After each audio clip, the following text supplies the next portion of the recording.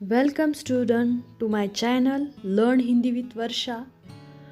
तो आज का हमारा विषय है डायरी का एक पन्ना जो कक्षा 10वीं अर्थात हिंदी का पाठ है। इसके रचनाकार है सीताराम सेक्सरिया।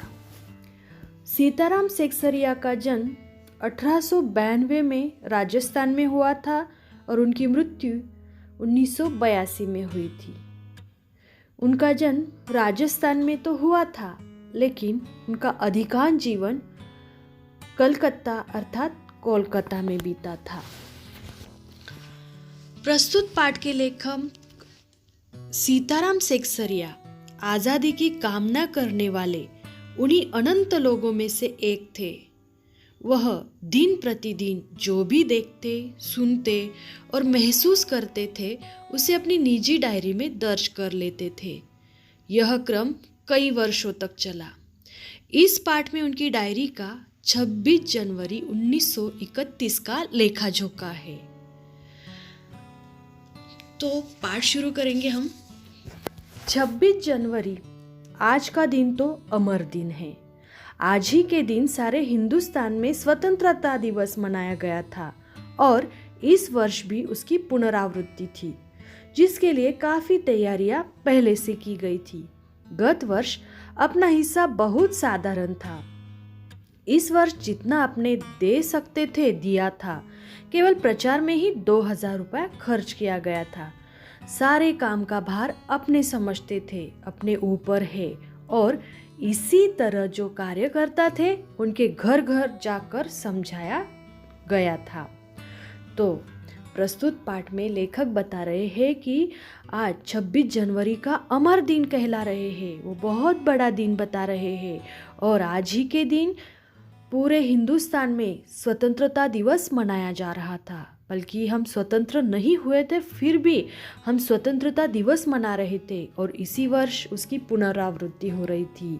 मतलब आज 1931 है, लेकिन उसकी जो शुरुआत है वो 1930 में हुई थी और आज उसका दूसरा वर्ष है और उसके लिए काफ़ी तैयारियां की थी। पिछले वर्ष उनका हिस्सा बहुत साधारण था, लेकिन आज अपने लोग जितना दे सकते थे वो दे रहे हैं। केवल उसका प्रचार और प्रसार के लिए क्या किया था, उन्होंने 2000 रुपये खर्च किए थे। उस समय 2000 बहुत बड़ी रकम थी कि स्वतंत्रता दिवस मनाना है और पूरे हर्षोल्लास से वो मनाया जाए, इसीलिए वो प्रचार कर रहे थे।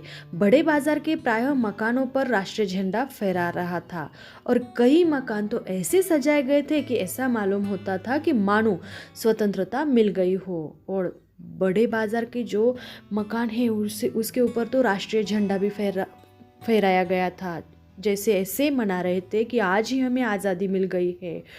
कलकत्ता के प्रत्येक भाग में ही झंडे लगाए गए थे। जिस रास्ते से मनुष्य जाते थे उसी रास्ते में उत्साह और नवीनता मालूम होती थी। लोगों का कहना था कि ऐसी सजावट पहले नहीं हुई और जिसी रास्ते से लेखक जाते थे, लेखक क्या कह रहे हैं कि सारी और एक उत्साह था और नवीनता मालूम हो रही थी, लोगों का जोश मालूम हो रहा था। लोगों का कहना था कि ऐसी सजावट पहले नहीं हुई। पुलिस भी अपनी पूरी ताकत से शहर में गश्त देकर प्रदर्शन कर रही थी। मोटर लारियों में गोरखे तथा सार्जेंट प्रत्येक मोड़ पर तैनात थे। कितनी ही लारियां शहर में घुमाई जा रही थी और लोग कह रहे थे कि ऐसी सजावट पिछले वर्ष नहीं हुई, ऐसा हर्षोल्लास पिछले वर्ष नहीं था। स्वतंत्रता दिवस मनाने का इस साल बहुत अधिकतर दिखाई दे रहा है। और लेखक बताते हैं कि पुलिस भी अपनी पूरी ताकत दिखा रही थी। मतलब पुलिस किसकी थी? ब्रिटिश सरकार थी और हम जो स्वतंत्रता सेनानी थे वो उनके विरोध में थे, तो वो भी अपना प्रदर्शन कर रहे थे। मतलब मोटर लारियों में भी पुलिस थे, सार्जेंट अर्थात जो सेना का एक पद है वो भी मौजूद था। कितनी ही लारियां शहर में घुमाई जा रही थी। घोड़सवारों का प्रबंध था। कहीं भी ट्रैफिक पुलिस नहीं थी, सारी पुलिस को इसी काम में लगाया था। बड़े बड़े पार्कों तथा मैदानों को पुलिस ने सवेरे से ही घेर लिया था। जो ट्रैफिक पुलिस है वहाँ वो कार्य नहीं कर रही थी, आज गश्त देने का कार्य कर रही थी, पहरा देने का कार्य कर रही थी। मतलब पुलिस भी पूरी ताकत से स्वतंत्रता सेनानियों का विरोध करने के लिए उतर गई थी। मॉन्यूमेंट के नीचे जहां शाम को सभा होने वाली थी, उस जगह को तो भोर में 6 बजे से ही पुलिस ने बड़ी संख्या से घेर लिया था, पर तब भी कई जगह तो भोर में ही झंडा फहराया गया। श्रद्धानंद पार्क में बंगाल प्रांतीय विद्यार्थी संघ के मंत्री अविनाश बाबू ने झंडा गाड़ा तो पुलिस ने उनको गिरफ्तार कर लिया। तो मॉन्यूमेंट एक स्मारक था, वहाँ शाम सभा होने वाली थी, बहुत बड़ी सभा होने वाली थी, लेकिन भोर अर्थात सवेरे ही वहाँ 6 बजे पुलिस तैनात हो चुकी थी, भारी संख्या में घेर लिया गया था और वहाँ भोर में ही झंडा फहराया गया था, सुबह ही झंडा फहराया गया था। और श्रद्धानंद पार्क में बंगाल प्रांतीय विद्यार्थी सेना के जो अविनाश बाबू है वो झंडा फहराने के लिए गए, लेकिन उनको पुलिस ने पकड़ लिया था, लोगों को मारा या हटा दिया। तारासुंदरी पार्क में बड़ा बाजार कांग्रेस कमेटी के युद्ध मंत्री हरिश्चंद्र सिंह झंडा फहराने गए, वे भीतर न जा सके, वहाँ पर काफ़ी मारपीट हुई और 2-4 आदमियों के सिर फट गए। तो वहाँ अविनाश बाबू को तो पकड़ लिया और बहुत सारे लोगों को हटाया।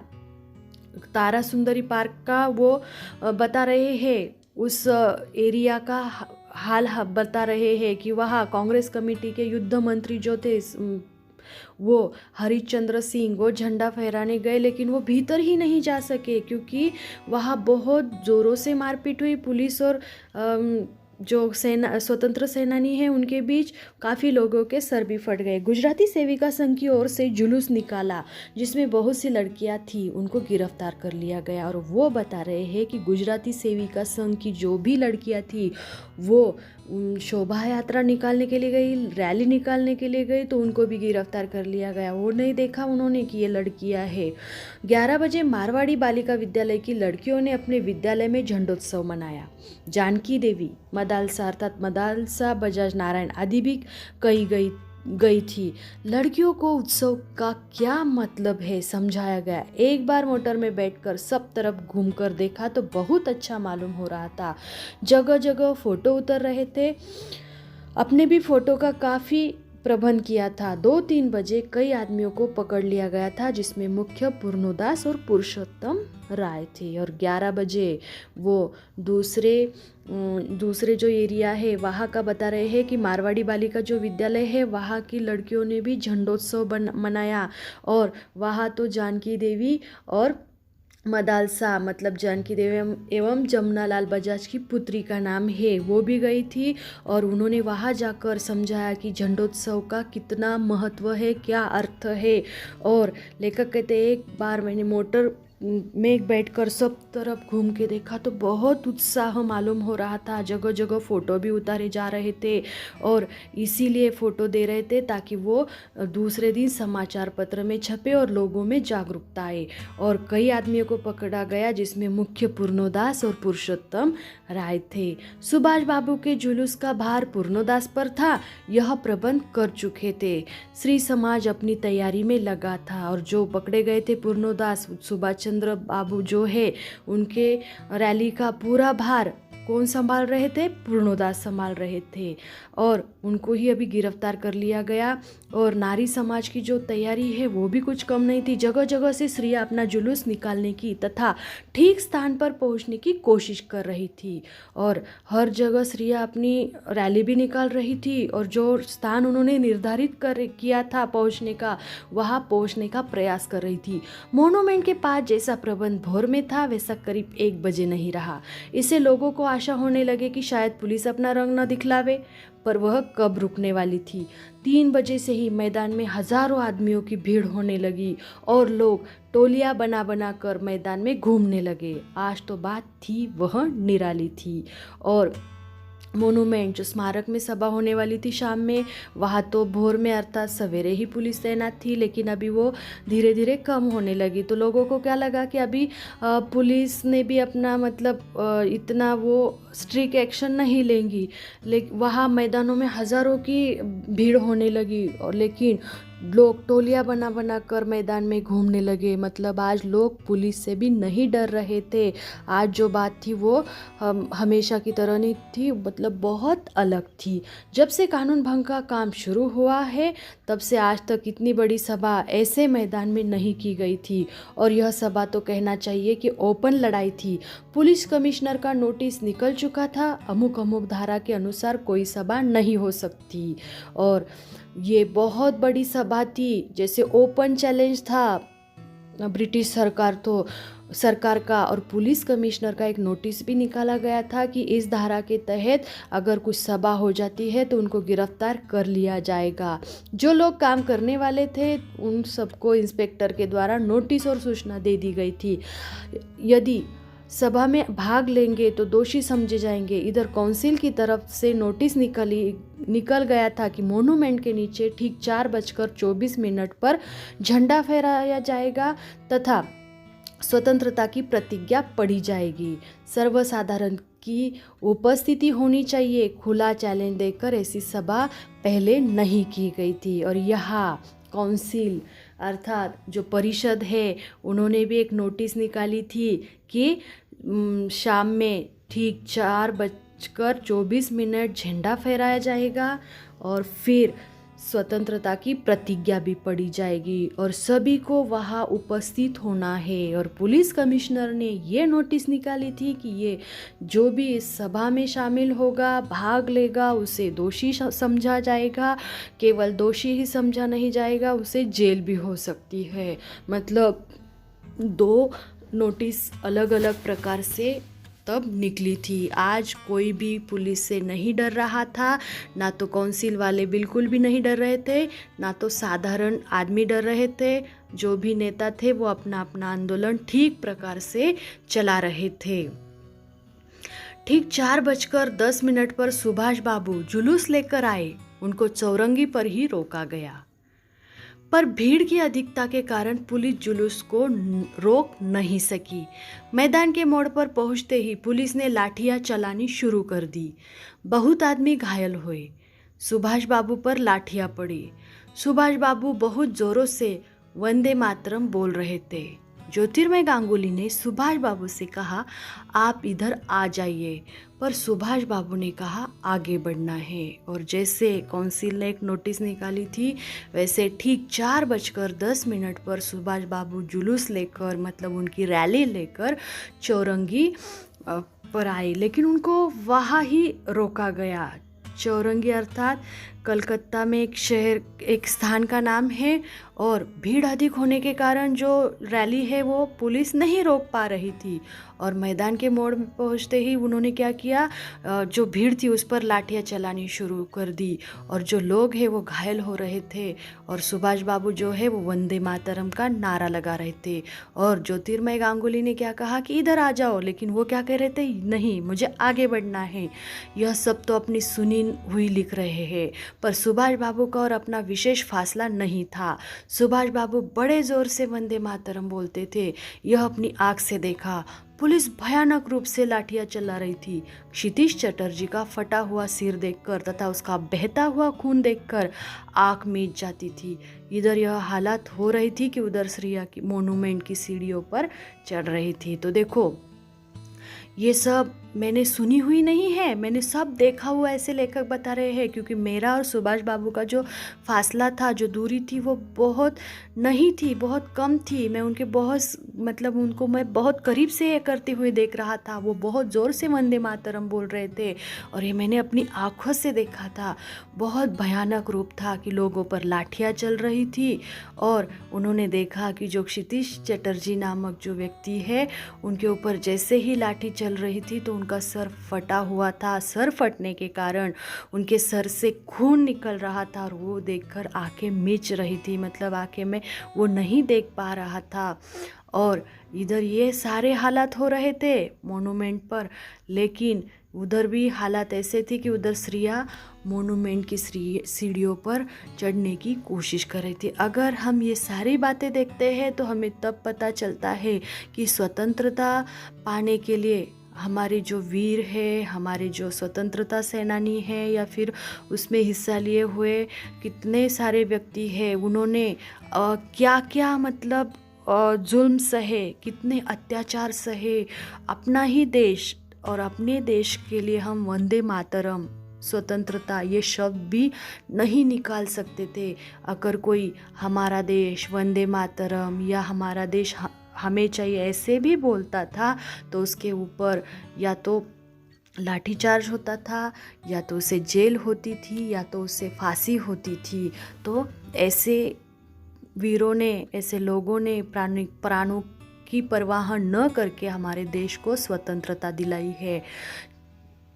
तो झंडा फहरा रही थी और वहाँ श्रिया सीढ़ियों पर चढ़कर क्या कर रही थी, झंडा फहरा रही थी और घोषणा पढ़ रही थी। श्रिया बहुत बड़ी संख्या में पहुँच गई थी, प्रायः सबके पास झंडा था। जो वॉलंटियर गए थे वे अपने स्थान से लाठियाँ पड़ने पर भी हटते नहीं थे। और श्रिया मतलब यहाँ श्रिया भी कुछ पीछे नहीं थी। और इस बार श्रिया ने बहुत बड़ी संख्या में हिस्सा लिया था और बहुत भारी संख्या में श्रिया वहाँ पर पहुँच गई थी और सबके पास झंडे थे। और जो वॉलंटियर मतलब जो ये होते हैं अपने स्वयं सेवक, उनके पास भी क्या था, वो अपने स्थान से नहीं हिल रहे थे।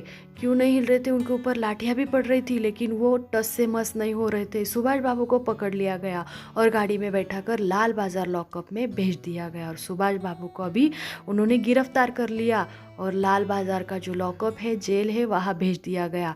कुछ देर बाद ही श्रिया जुलूस बनाकर वहाँ से चली। साथ में बहुत बड़ी भीड़ इकट्ठा हो गई। बीच में पुलिस कुछ ठंडी पड़ी थी, उसने फिर डंडे चलाने शुरू कर दिए और सुभाष बाबू चल जाने के बाद, उनको गिरफ्तार करने के बाद श्रिया का जो जुलूस है वो बनाकर वहाँ से चली और बहुत भारी संख्या में इकट्ठा हो गए। और पुलिस अभी कुछ ठंडी, मतलब उनका जो तेवर था वो ठंडा हो गया था और उसने फिर डंडे चलाने शुरू कर दिए। अब की बार भीड़ ज़्यादा होने के कारण बहुत आदमी घायल हुए और उन्होंने फिर से डंडे चलाने शुरू किए और जितने ही लोग आ रहे थे उतने वो घायल हो रहे थे। ज़्यादा लोग होने के कारण बहुत लोग घायल हो चुके थे। धर्मतल्ले के मोड़ पर आकर जुलूस टूट गया और करीब 50-60 स्त्रियाँ वही मोड़ पर बैठ गई। पुलिस ने उनको पकड़कर लाल बाजार भेज दिया।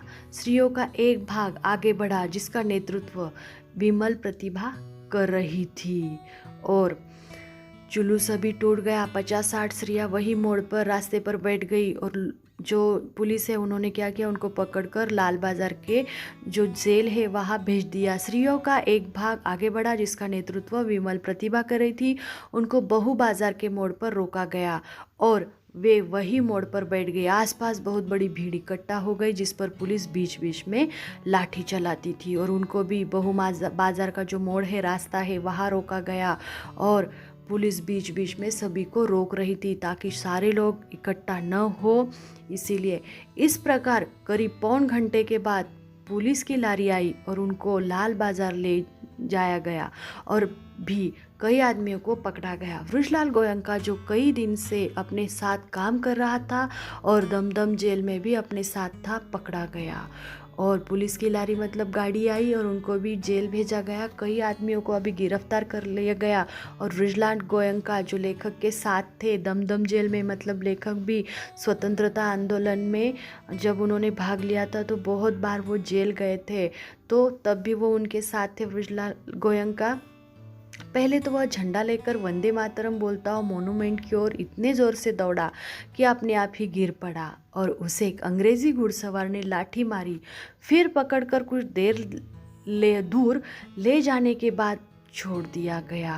और पहले तो वो इतने ज़ोर से वृषलाल गोयंका भागे कि दौड़े तो वो अपने आप ही गिर पड़े और फिर अंग्रेज़ी घुड़सवार ने क्या किया, उसे उनको लाठी मारी, फिर पकड़कर कुछ दूर ले गए और फिर बाद में छोड़ दिया। इस पर वह स्त्रियों के जुलूस में शामिल हो गया और वहाँ पर भी उसको छोड़ दिया। तब वह 200 आदमियों का जुलूस बनाकर लाल बाजार गया और वहाँ गिरफ्तार हो गया और फिर स्त्रियों के जुलूस में शामिल हो गया, तब भी उसे छोड़ा गया।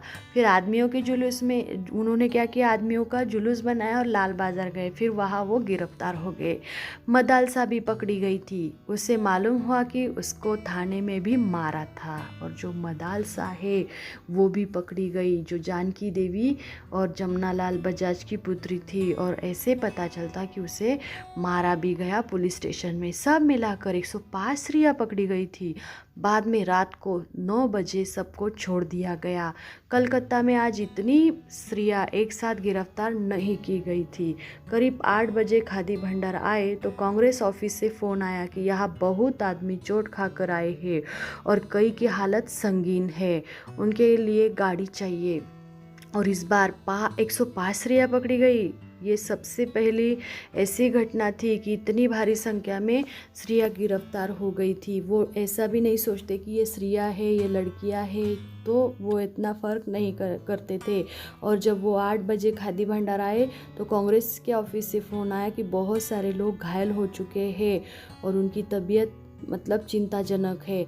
जानकी देवी के साथ वहाँ गए, बहुत लोगों को चोट लगी हुई थी। डॉक्टर दास गुप्ता उनकी देखरेख तथा फोटो उतरा रहे थे। उस समय तक 67 आदमी वहाँ आ चुके थे, बाद में 103 आ पहुँचे और डॉक्टर दास गुप्ता उनकी फ़ोटो उतार रहे थे ताकि अगले दिन समाचार पत्र में छापा जाए और जब छापने पर और लोग जागरूक हो जाए। इसीलिए तब तक तो 67 आदमी थे, बाद में उपचार के लिए 103 आदमी आए थे। अस्पताल गए लोगों को देखने से मालूम हुआ कि 160 आदमी तो अस्पताल में पहुँचे और जो लोग घरों में चले गए वे अलग ही। मतलब घायल होने की संख्या केवल 160 ही नहीं थी बल्कि और थी। वे तो अस्पताल में आए थे इलाज करने के लिए, लेकिन कुछ घायल लोग घर को भी चले गए थे। इस प्रकार 200 घायल जरूर हुए हैं। पकड़े गए आदमियों की संख्या का पता नहीं चला, पर लाल बाजार के लॉकअप में स्त्रियों की संख्या 105 थी।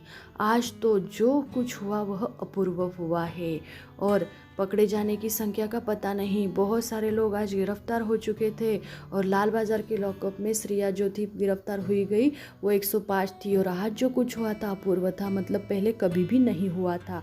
बंगाल के नाम या कलकत्ता के नाम पर कलंक था कि यह काम नहीं हो रहा है, वह आज बहुत अंश में धुल गया और लोग सोचने लग गए कि यहाँ भी बहुत सा काम हो सकता था। जैसे स्वतंत्रता के लिए बंगाल में या कलकत्ता में कुछ काम नहीं हो रहा है, ऐसे बाकी भारतवासियों का कहना था। लेकिन जो आज हुआ था, जो कलंक था कि काम नहीं कर रहे, वो धुल गया था, ऐसे लेखक का मानना है। क्योंकि तब जो ब्रिटिश सरकार के समय हमारा जो कोलकाता था वो राजधानी थी और फिर बाद में वो जो राजधानी है वो दिल्ली शिफ्ट हुई, तो थोड़ा ज़्यादा दबाव होगा या कुछ होगा इसीलिए। लेकिन आज कलकत्ता वासियों ने दिखा दिया था कि आज यहाँ हम बहुत कुछ कर रहे हैं, बहुत कुछ करने के लिए तैयार है और करते करते मर मिटने के लिए भी तैयार है। तो वहाँ की स्त्रियाँ, वहाँ के पुरुष, वहाँ की जो लड़कियाँ हैं, वो सभी ने इस स्वतंत्रता दिवस में बढ़ चढ़कर हिस्सा लिया।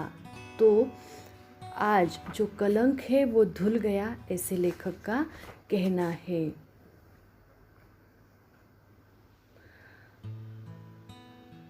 तो इसी प्रकार जो पाठ है डायरी का एक पन्ना आपको समझ में आया होगा, ऐसे आशा करती हूँ।